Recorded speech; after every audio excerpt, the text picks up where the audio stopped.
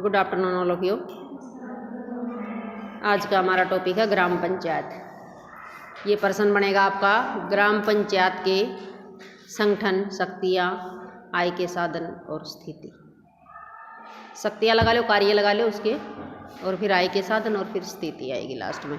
जैसे लोकसभा के संगठन, शक्तियाँ, कार्य थे ना, वैसे ही ग्राम पंचायत के भी संगठन, शक्तियाँ और कार्य उसी प्रकार ये इसका भी हमने उसी प्रकार करना है। तो ग्राम पंचायत क्या होती है ये देखेंगे। सबसे पहले इसका अर्थ लगा लो, है ना, जो इंट्रोडक्शन में आप लिखोगे ना भी ग्राम पंचायत क्या होती है। सबसे पहले तो ये स्थानीय स्वशासन के अंतर्गत आता है। हमारे देश में 3 प्रकार की सरकारों की व्यवस्था की गई है। एक केंद्र सरकार होती है, एक राज्य सरकार होती है और तीसरी स्थानीय सरकार होती है। तो स्थानीय सरकार को भी दो प्रकार के भागों में बांटा गया है। एक ग्रामीण स्थानीय स्वशासन होता है, एक शहरी स्थानीय स्वशासन होता है। ग्रामीण स्थानीय स्वशासन के अंतर्गत जो होते हैं ग्राम पंचायत होती है, पंचायत समिति होती है, जिला परिषद होती है, और इसमें एक सरपंच के नीचे भी तुमने मेंबर सुने होंगे, वार्ड के मेंबर चुने जाते हैं ना, तो इसको वही 3-4 सत्र में बांटा गया है। उसी प्रकार शहरी स्थानीय स्वशासन को भी इसी प्रकार जो है नगर पालिका, नगर निगम और नगर परिषद 3 सत्रों में बांटा गया है। तो जो ग्राम पंचायत है ये ग्रामीण स्थानीय स्वशासन के अंतर्गत आती है। तो हम सबसे पहले इसमें आज ग्राम पंचायत है, फिर इसके अंदर पंचायत समिति और जिला परिषद है, वो भी देखेंगे। तो ग्राम पंचायत का कैसे गठन होता है। ग्राम पंचायत सबसे पहले तो होती ही क्या है। ग्राम पंचायत क्या होती है कि गांव के जो लोग अपने ही गांव में से किसी एक व्यक्ति को अपना मुखिया चुनते हैं। जो उसका मेन काम क्या होता है, जो गांव का प्रशासन चलाता है, जो अपने गांव से संबंधित नीति नियम कानून बनाता है। इसमें यह सारी बातें नहीं मिलेंगी आपको जो मैंने अब तक बताई हैं। उसके लिए क्या होता है, सरपंच का चुनाव करने के लिए ग्राम सभा का निर्माण करना पड़ता है। ग्राम सभा जैसे लोकसभा, विधानसभा ना, वैसे ही ग्राम सभा होती है। ग्राम सभा कैसे बनती है, हर गांव का जो 18 साल से ऊपर का व्यक्ति है वो ग्राम सभा का मेंबर होता है। जैसे तुम हो ना, 18 साल से ऊपर हो चुके होगे, तो ग्राम सभा के मेंबर हो आप। वोटिंग बनवा लो अपनी, वोटिंग किया करो। वोट पड़ने लग रही है ना, अभी पीछे से 2-4 दिन पहले भी, 15-20 दिन पहले हर गांव में डेट आई हुई थी कि जिसने वोट बनवाना है वोट बनवा लो। ये नहीं कि हम शादी के बाद ससुराल में ही बनेगी, कई पेरेंट्स की होती है शादी के बाद अपना आप बनवा लेंगे, वो एड्रेस बदलता रहता है, बाद में वहाँ की बन जाएगी। 2-4 साल जाए भी 1-2 प्लान इसमें डालो, आप यहाँ भी योगदान दो अपना, युवा पीढ़ी हो। तो गांव का हर 18 साल से ऊपर का व्यक्ति जो है वो ग्राम सभा का मेंबर होता है। और ग्राम सभा के मेंबर गुप्त मतदान के द्वारा प्रत्यक्ष रूप से अपने गांव के सरपंच का या मुखिया का चुनाव करते हैं। ये डायरेक्ट चुनाव होता है, इसका वोटिंग होती है ना, तुमने देखा होगा, पेरेंट्स डालने जाते हैं, सरपंच का इलेक्शन होता है, उसमें वो उस दिन सरपंच की भी डालते हैं, मेंबर की भी डालते हैं। अगर किसी ने अपना मेंबर सर्वसम्मति से चुन लिया है तो फिर तो नहीं डलेगी, किसी गली के होते हैं जैसे। इसमें क्या होता है कि इसमें कुछ कंडीशन होती है कि कहाँ ग्राम पंचायत का गठन होगा। जिस गांव की जनसंख्या 500 या उससे अधिक है वहाँ एक ग्राम पंचायत की स्थापना की जाती है, जिसके मेंबरों की संख्या जो है 6 से 13 तक हो सकती है। भी कम से कम तो ग्राम पंचायत की जो संख्या है वो 6 होनी चाहिए और ज़्यादा से ज़्यादा 13 होनी चाहिए।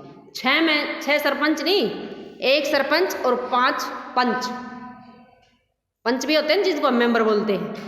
अगर ज़्यादा छोटा गांव है तो 6 तो होएगी, अगर ज़्यादा बड़ा है तो 13 हो जाएगी, और ज़्यादा बड़ा है तो 2 सरपंच हो जाएंगे। बास में सुना है ना 4 सरपंच होते हैं, 4 पंचायतें हैं वहाँ, एक आध गाँव में 2 मिल जाएंगी, किसी गांव में 1 है, और किसी गांव में 1 भी नहीं होगी क्योंकि उसकी ग्राम सभा की संख्या 500 से कम होगी। तो जिस गांव की में मतदाताओं की संख्या 500 से कम है, गांव की जनसंख्या 500 से कम है, वहाँ ग्राम पंचायत नहीं होती। उसको क्या किया जाता है, उसको साथ वाले गाँव के साथ एडजस्ट कर दिया जाता है। जो बड़ा गाँव उसके पास में लगता है ना, तो उसको साथ वाले गाँव में एडजस्ट कर दिया जाता है। वो बड़े गाँव वाला जो सरपंच है वही उस छोटे गाँव की भी व्यवस्था देखता है, वहाँ के प्रशासन के संचालन की व्यवस्था करता है। तो इस प्रकार ये ग्राम पंचायत का गठन होता है। 6 से 20 तक भी करते हैं कई बार, पहले 6 से 13 थी तो 20 करा की, सॉरी मेरे याद नहीं था कि अब 20 हो चुकी है। अब 20 की सदस्य संख्या कम से कम 6 और अधिक से अधिक 20 है। तो इसके लिए क्या किया गया है, योग्यताएं, भारत का नागरिक हो, उसका गांव की मतदाता सूची में नाम हो, 1 साल से कम 1 साल से गांव में रह रहे हो, उसकी उम्र 21 साल हो, पागल या दिवालिया नहीं हो, सरकारी लाभकारी पद पर नहीं हो, उसके खिलाफ कोई आपराधिक मुकदमा ना चल रहा हो। ये तो बाकी कॉमन सी हैं, उम्र 21 साल है और 1 साल से गांव में रह रहा हो, मतदाता सूची में उसका नाम हो, ये 2-3 अलग लगेंगी आपको, हैं। तो ये इसकी योग्यताएं होती हैं। फिर इसमें पंचायत में स्थान आरक्षित किए जाते हैं भी, किसको कितना, मतलब जैसे तुम देखते हो ना, कभी लेडीज की आ जाती है, कभी आरक्षित SC/BC वाले की आ जाती है। तो इस प्रकार ये आरक्षण किया हुआ है। ये नहीं कि हर एक गांव में हर बार लेडीज की आएगी या हर बार जनरल की आएगी या हर बार मतलब रिजर्वेशन की आएगी, रिजर्व कैटेगरी की। ये चक्करवार चलता रहता है। जैसे अब की बार खांडा में लेडीज की होगी, अगली बार बगलाना में होगी, अगली बार उगाड़न में होगी, तो ये ऐसे चलता रहेगा, चक्करवार चलता रहता है। कभी SC/BC की इधर आ गई, कभी दूसरे गांव में आ गई, तो ये नंबरवार आता रहेगा। हर गांव का नंबर आएगा, उसमें लेडीज में भी आएगा और SC/BC में भी आएगा और जनरल में भी आएगा। तो इस प्रकार इसमें क्या कर रखा है, अनुसूचित जाति और जनजाति और महिलाओं और पिछड़े वर्ग के लिए 1/3 स्थान आरक्षित किए गए हैं। ये ध्यान, इन्होंने 4 लाइनें दे रखी है, इसको आप एक ही लाइन में कंप्लीट कर दोगे कि अनुसूचित जाति, इन्होंने अलग अलग लाइन बना दी। पहले अनुसूचित जाति की बना दी 1/3 स्थान, फिर अनुसूचित जनजाति की बना दी, पिछड़े वर्ग की बना दी, फिर महिलाओं की। आप एक ही हेडिंग में इसको कंप्लीट कर दोगे, एक ही लाइन में। अनुसूचित जाति, जनजाति, पिछड़े वर्ग और महिलाओं के लिए 1/3 स्थान आरक्षित किए गए हैं। कर दोगे ना, छोटा सा हेडिंग बढ़ा दोगे, इसको इतना बड़ा बढ़ाने की जरूरत नहीं है। अध्यक्ष के लिए आरक्षण, अध्यक्ष के लिए आरक्षण का भी क्या मतलब है कि राज्य में अध्यक्ष के पदों की संख्या, वही सरपंच, ये तो था टोटल पूरा मेंबर भी अनुसूचित जाति के बनेंगे, वो भी बनेंगे, लेकिन कई बार जो है अकेले सरपंच के लिए भी आ जाता है। वो अध्यक्ष चुनते हैं ना, अपने में से एक उपाध्यक्ष चुनते हैं, तो वो अध्यक्ष का तो डायरेक्ट इलेक्शन होता ही है। वो भी कई बार क्या कर लेते हैं कि क्या स्थान आरक्षित कर देते हैं, उसके लिए स्पेशल लेडीज के लिए भी, अनुसूचित जाति जनजाति के लिए, महिलाओं के लिए ये 1/3 स्थान आरक्षित हैं।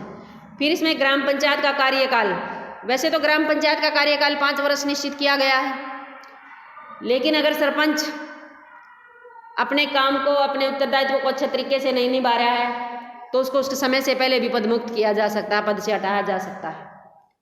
और शेष समय बचे के लिए 6 महीने के अंदर अंदर दूसरा इलेक्शन करवाना जरूरी है।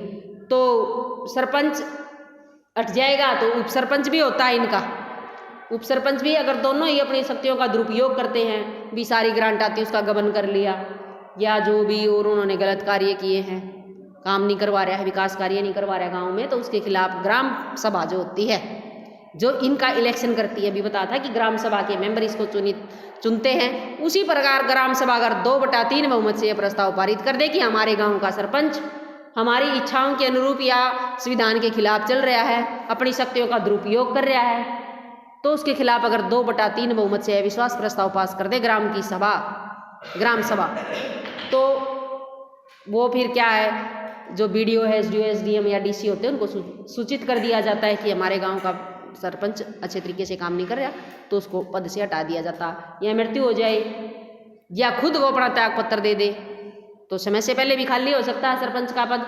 तो आगामी 6 वर्ष के अंदर अंदर नए सरपंच का इलेक्शन करवाना जरूरी है, जो शेष बचे समय के लिए काम करेगा। 2 साल बचते हैं, 3 साल बचते हैं, 1 साल बचता है, जितना भी बचता है वो जो सरपंच बनेगा नेक्स्ट 6 महीने के अंदर, वो शेष बचे समय के लिए बनेगा। ये नहीं है कि मेरा तो अभी इलेक्शन हुआ तो मैं 5 साल ही रहूँगा, नहीं, ऐसा नहीं होता। वो बाकी सब जब गाँव के होंगे, बाकी और गाँव के भी होंगे, तो उसका इलेक्शन, उस गाँव का भी इलेक्शन दोबारा होगा, चाहे उसमें 1.5 साल बकाया है या 2 साल है, वो नया सरपंच 1.5-2 साल के लिए ही काम करेगा, समझ गए। ग्राम पंचायत की बैठक, ग्राम पंचायत की जो बैठक होती है वो महीने में कम से कम 1 बार होनी अनिवार्य है भाई, कम से कम 1 बार पूरे गांव की ग्राम सभा जो है, जो 18 साल से ऊपर के व्यक्ति हैं, वो अपनी बैठक वहाँ उसको अपने विकास कार्यों का, अपने गांव के आय व्यय का, अपने गांव का बजट बनाना होता है, उन सब की अपने कार्यों की सूचना देता है कि मैंने ये गांव के विकास कार्य करवा दिए हैं। तो कम से कम महीने में 1 बैठक होना अनिवार्य है। और कोई विशेष बैठक बुलवानी हो भी, कोई विशेष गांव में दिक्कत आ गई, एकदम सरपंच को बैठक बुलानी पड़गी, तो उसके लिए मतलब विशेष बैठक भी बुलाई जा सकती है। कोई मतलब कम से कम पंचों द्वारा लिखित रूप से, जो ग्राम सभा के मेंबर है ना, ग्राम पंचायत के 6 से 20 के बीच में जितने भी होंगे, अगर वो लिखित रूप में सरपंच को ये कहे कि स्पेशल बैठक बुलानी है, गांव में कोई ऐसी दिक्कत आ गई है, कुछ खास सी समस्या उत्पन्न होगी है तो विशेष बैठक भी बुलाई जा सकती है, वरना महीने में तो एक बैठक होती है। कार्य क्या है इसके? ग्राम सरपंच के 2 तरह के कार्य होते हैं, एक ऐच्छिक होते हैं, एक अनिवार्य होते हैं। अनिवार्य कार्य तो इसके जो है वो 73वां संवैधानिक संशोधन अभी हम नेक्स्ट क्वेश्चन करेंगे जो आगे नेक्स्ट लेसन में ही है, तो उसमें जो है 29 विषय ऐसे बनाए गए हैं जो अनिवार्य रूप से इसको करने पड़ते हैं। वो सरकार के द्वारा संविधान में प्रावधान हो चुका है कि सरकार के अंडर में है, वो सरपंच को ये काम करने होंगे। और ऐच्छिक कार्य क्या होते हैं, वो उसकी डिपेंड करते हैं उसकी इच्छा पे कि सरपंच करे या ना करे। करेगा तो उसका भला, ना करेगा तो उसके खिलाफ कोई कानूनी कार्रवाई नहीं कर सकते हम, है ना। तो इसके कामों को 2 भागों में बांटा जाता है, ऐच्छिक और अनिवार्य। तो इन्होंने यहाँ इतने डिटेल में तुम्हारे नहीं दिया हुआ है, ऐच्छिक और अनैच्छिक वगैरह कुछ नहीं दिया, इन्होंने तो वैसे ही कर दिए कि इसके कार्य कौन। वैसे तो 29 विषय हैं जिनके ऊपर ये काम करता है, लेकिन यहाँ तो इन्होंने थोड़े से ऐच्छिक कार्य दे रखे हैं भी। स्वच्छता, सफाई और कबाड़ का निर्माण और उसका उपशमन, भी गांव की सफाई करवाना, गलियों का कबाड़ उठवाना, उसको नष्ट करवाना, एक या गांव से बाहर डलवाना कहीं भी, ये काम सरपंच का है। दूसरा, सार्वजनिक कुओं, टैंकों, तालाबों का निर्माण, मरम्मत, अनुकरण और घरेलू उपयोग के लिए जल प्रदाय, भी ये व्यवस्था भी सरपंच को करनी है। अब आप देखते रहना कि हमारे सरपंच ने क्या क्या काम किया है, नज़र दौड़ाते रहता अपने गांव में, भी ये काम हमारे गांव में हो रहा है या नहीं हो रहा है, तालाब हैं, कुएं हैं या तालाब टैंक है, इनका निर्माण होता है या नहीं। ग्रामीण सड़कों, पुलियों, पुलों, बांध और सार्वजनिक उपयोगिता के अन्य कर्मों या भवनों का निर्माण और अनुरक्षण करना, भी जो पहले बने हैं उनकी मरम्मत वगैरह करवाना, उनकी रक्षा करवाना, और नए पंचायती भवन है या कोई और है, सड़क बनवा दी गांव के बीचों बीच, या गांव की गलियां होगी, है ना, कोई बांध है, गांव से कोई नदी गुजर रही है, क्या ये रजबाई वगैरह बोलते हैं हम, इनके पुल वगैरह का निर्माण वगैरह करवाना, ये सब इसी के अंडर में। सार्वजनिक मार्गों, शौचालयों, नालियों, तालाबों, कुओं और अन्य सार्वजनिक स्थानों का निर्माण और अनुरक्षण और इसकी सफाई, भी गांव में इस प्रकार के शौचालय, सार्वजनिक शौचालय जिसको बोलते हैं ना, नालियाँ हैं या तालाब हैं या कुएँ हैं, सार्वजनिक पुस्तकालय वगैरह हैं, ये बनवाते हैं, उनकी रक्षा करते हैं तो सफा से। सार्वजनिक भूमि का प्रबंध और स्थल का प्रबंध और विस्तार और विकास, जो पंचायती जमीन होती है सार्वजनिक भूमि, सरकार आपा पंचायती कमा देसी भाषा में, तो वो है तो सरकार की है, उस स्थान का प्रबंध करना, उसको ठेका पे देना है या कैसे देना है, उसको कौन संभालेगा, ये सारी व्यवस्था भी उसी के अंडर में आती हैं। शव, पशु शव और अन्य घृणा उत्पादन पदार्थों के वयन के लिए स्थानों का विनियम करना, भी भैंस पशु वगैरह दफनाए जाते हैं ना, वो एक जगह बना दी जाती है, उसका भी ठेका दिया जाता है, भी कौन उठा के लेके जाएगा घर से, है ना। और बाकी शव ग्रह होते ही है जिसको हम शमशान बोलते हैं, शमशान भूमि, इसकी भी व्यवस्था करना, 4 दीवारी निकलवाना या इसकी सफाई करवाना, या बारिश के मौसम में किसी की डेथ हो जाए तो शेड वगैरह की व्यवस्था करना, ये भी सरपंच का काम होता है। फिर लावारिस शव और पशु शव का व्यन, जो वैसे ही गलियों में मरे पड़े रहते हैं ना, कुत्ते वगैरह, पशु वगैरह, उनको उठाना, उनको दफनाना, भाई गाँव में बदबू ना फैले, बीमारी ना फैल जाए कहीं, ये व्यवस्था भी सरपंच की देखरेख में चलती है। सार्वजनिक बाजारों, सार्वजनिक मेलों में विभिन्न बाजारों या मेलों की स्थापना, प्रबंध और विनियम।